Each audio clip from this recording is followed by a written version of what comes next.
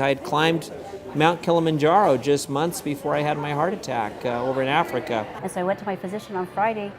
Everything came back fine. I've heard before that if you have a heart attack, you'll feel a lot of pain in, I think it's your left arm. I felt it in both arms.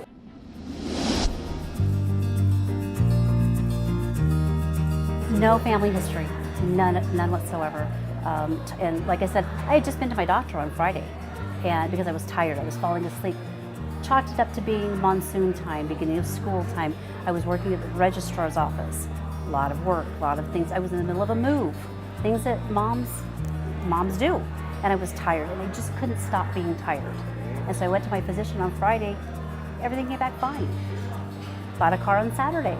Everything was perfect. I had every intentions of living. Went to church Sunday, taught Sunday school Sunday night. Dropped dead. It can happen to anybody. I was very hot and sweaty, and I was feeling a lot of pain, both arms, back, front side. It seemed like a combination of symptoms that I felt individually, but they were all coming on at once. Unfortunately, I did not realize that I was having a heart attack.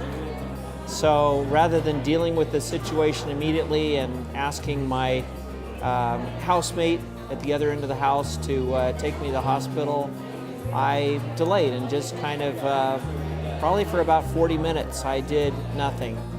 They're crucial 40 minutes. It's 40 minutes that I wish I could have back. Kissed my kids goodbye, went to the emergency room, reassured them everything was perfect. Went to the hospital, they ran tests, everything seemed normal, but they decided that I might know my body more than they knew it, and decided they might keep me overnight. So while I was waiting for a hospital room, I got up to use the restroom, came out, and collapsed in full sudden cardiac death.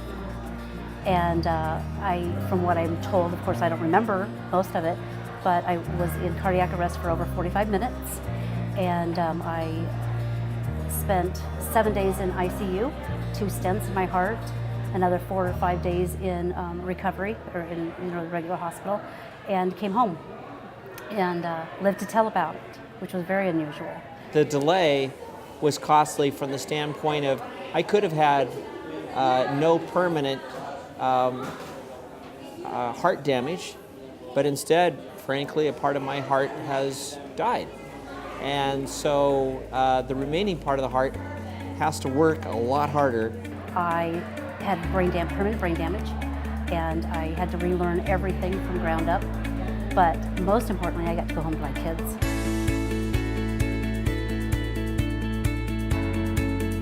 I decided to get involved because I wanted people to realize that this heart stuff is something you need to understand what the symptoms are. It's one of those things that you're not equipped. There's no here, you had a heart attack, here's a book for you, this is how it's going to work.